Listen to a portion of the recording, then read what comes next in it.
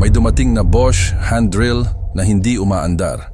Pero ang mas interesting dito, pagkatapos nating baklasin at itest, nakita natin na hindi lang pala simpleng electrical problem ang kailangan nating tingnan.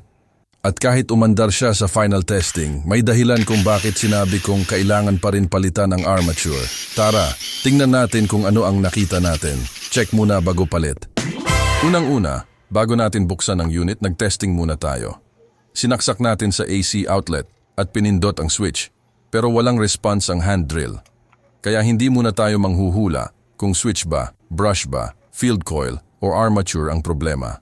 Buksan muna natin para ma-inspect ng maayos.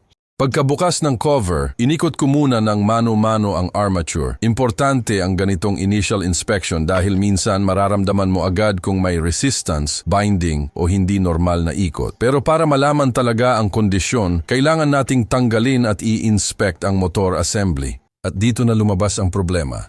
Pagkatanggal ng field coil at armature, nakita natin na may bakas ng sayad ang armature. Bukod doon, may problema rin ang bearing at may isang carbon brush na stuck up o hindi malayang gumagalaw. So dito pa lang, makikita na natin na hindi lang basta switch ang dapat nating pagtuunan ng pansin. Para sa testing, inassemble muna natin ulit ang motor. Dahil maluwag na ang bearing sa housing, nilagyan ko muna ng masking tape bilang temporary measure para sa testing. Pero tandaan mga tol, hindi ito permanent repair. Testing purpose lang ito para makita natin kung paano tatakbo ang motor. At nung binigyan natin ng power, umandar naman siya. Pero dito naging interesting ang resulta. Malakas ang sparking sa carbon brush at napansin ko rin na mabilis uminit ang field coil. Kaya kahit umiikot ang motor, hindi ibig sabihin na okay na siya. May abnormal condition pa rin na kailangan nating hanapan ng dahilan. Pagkatapos binuo natin ulit ang buong unit at nag-final test. At sa pagkakataong ito, umandar naman ang hand drill. Pero hindi ko pa rin ito dineklarang fully repaired. Ipinaliwanag ko sa may-ari ang nakita natin at sinabi ko na kailangan talagang palitan ang armature.